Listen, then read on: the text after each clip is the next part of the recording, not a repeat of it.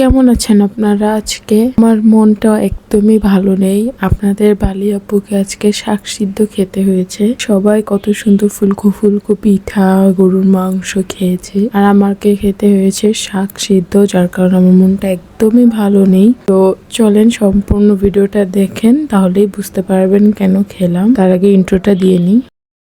হেই everyone, আসসালামু আলাইকুম, it's me বালি ফ্রম বালিস লাইফ। চলে এসেছি নতুন আরও একটি ভিডিও নিয়ে। তো আজকে যাব হসপিটালে, চলেন আপনাদেরকে সাথে নিয়েই যাব আজকে। আমি ইবনে সিনা নয়রেতেই যাব। ইবনে সিনা নয়রেতে ডক্টর দেখাবো।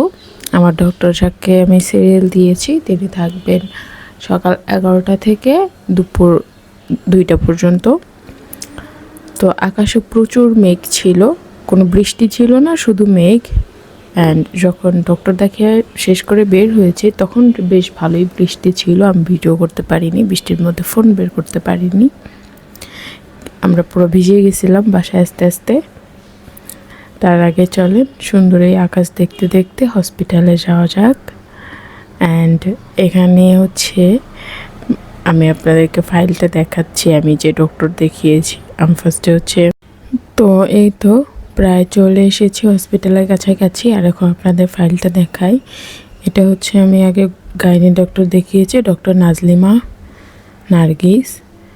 তো এখন উনি আমাকে একজন ডায়েটিশিয়ান সাজেস্ট করছেন, তাকে দেখাবো। ডক্টর দেখানো শেষ করে বাসায় এসে দেখি আম্মু একদম গরম গরম তালের বড়া ভাজতেছে, আর বাহিরে বৃষ্টি। এই তালের বড়া খেতে যা ভালো লাগবে, তবে এগুলো আমার জন্য আজকেই শেষ। আজকে রাত থেকে আমি আমার ডায়েট শুরু করে দিব। অ্যান্ড এগুলো খেতে পারবো না, আর মানে খুব খারাপ লাগতেছিল, কিভাবে নিজেকে কন্ট্রোল করব। যারা খাদ্য রসিক তারা খুব ভালো করে জানেন, আমার ব্যাপারটা বুঝতে পারতেছেন। তো কিছু করার নেই, আমি শুধু দেখতেই পারবো, খেতে আর পারবো না। এটা ছিল আম্মুর বাসায়। আম্মু যে তালের বড়াটা ভাজতেছিলেন। অ্যান্ড আপনারা কার তালের বড়া কার হাতেরটা খেতে বেশি ভালো লাগে সেটা কিন্তু অবশ্যই কমেন্টে জানাবেন।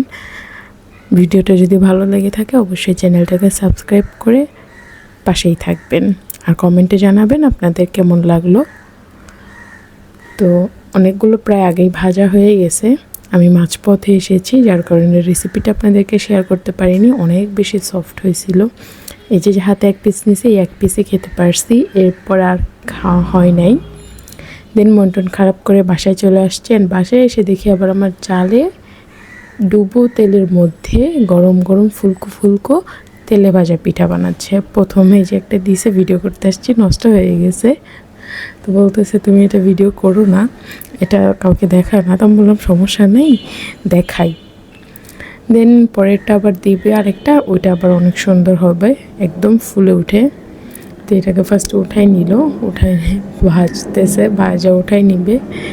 খুবই হাসতেছিলাম আমরা এই পিঠার সাইজটা দেখে, মানে এটার কি মানে কোনো সাইজ নেই। তো যাই হোক, এটাকে এভাবেই ভেজে তুলে নিতে হবে। অ্যান্ড পরে আর একটা বাচ্চা, এটা অনেক বেশি সুন্দর হয়েছিল। এই যে পিঠাগুলো দেখতে যা লাগতেছে না, কয়েকটা ভাজা হয়ে গেছে, ওগুলোও ভালো হয়েছে। দেন ওইটা তুলে নিয়ে এখন এই যে আরেকটা দিচ্ছে, এইটাও খুব সুন্দরভাবে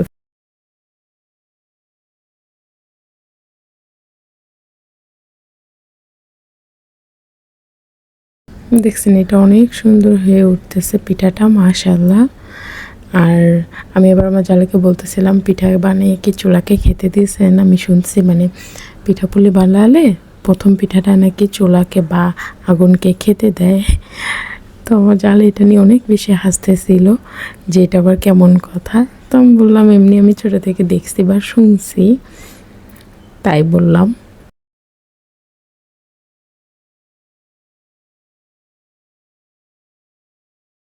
আপনারা জানাবেন যে আপনাদেরও কীরকম হয় নাকি। আসলে আমার জালে বলতেছিলে ভালোটা দেখায়, ওটা দেখাও না। বললাম কেন, দুইটাই দেখাবো। তো এখানে যে গরুর মাংস রান্না করতেছি, এটা আমি রান্না করতেছি। তো এই গরুর মাংস রান্না হবে, পিঠা পুলি হবে, বাট আমি কিছুই খেতে পারবো না। যেখানে পিঠা নিয়ে আমার জালেই দিছে এগুলো আমাদেরকে, আর এগুলো তো আম্মু দিয়ে দিছিল। তো আমার হাজব্যান্ড বসে বসে এখন এগুলো আমার সামনে খাবে। আর আমার জন্য যে শাক নিয়ে আসছে, এই শাক বেছে সিদ্ধ করে দেন আমি রাতে খাবো। তো কি আর করার, ঝুড়ি নিয়ে নিছি, শাক বাছতে বসে গেছি। এখানে পাট শাক আর হচ্ছে কলমি শাক আছে, 2টা শাক আনছে। তো একটা শাক এখন খাবো আর একটা কালকে খাবো। অলরেডি আমার শাক বাছা কমপ্লিট। এখানে পাট শাকগুলো বেশ ভালো ছিল। অ্যান্ড এখানে হচ্ছে কলমি শাক, 2টাই আমার বাছা হয়ে গেছে। কলমি শাকটা ছোট ছোট করে কেটে নিচ্ছি, যেহেতু যে একটু ডাটা টাইপের থাকে সেজন্য। তো এই যে কলমি শাকটা এখন খাবো আর পাট শাকটা রেখে দিব। শাক সিদ্ধ করে খেতেও নিয়ে চলে আসছি। সবাই ওই রুমে গরুর মাংস দিয়ে ভাত খাচ্ছে আর আমি এই রুমে বসে বসে এই সিদ্ধ শাক চাবাচ্ছি। মানে এটার মতো দুঃখ ভাই আর কোনো কিছু হতে পারে না। আপনাদের কি কখনো এরকম সিচুয়েশন হয়েছে যে সবাই খাচ্ছে এরকম মাংস পিঠা আর আপনি খাচ্ছেন এরকম শাক সিদ্ধ? যদি এরকম কিছু হয়ে থাকে তাহলে অবশ্যই আমাকে কমেন্ট করে জানাবেন। আমার চ্যানেলটা সাবস্ক্রাইব করে দিবেন। যদি ভিডিওটা ভালো লাগে একটা লাইক করে শেয়ার করে দিবেন। তো আজকের জন্য এই পর্যন্তই। টাটা।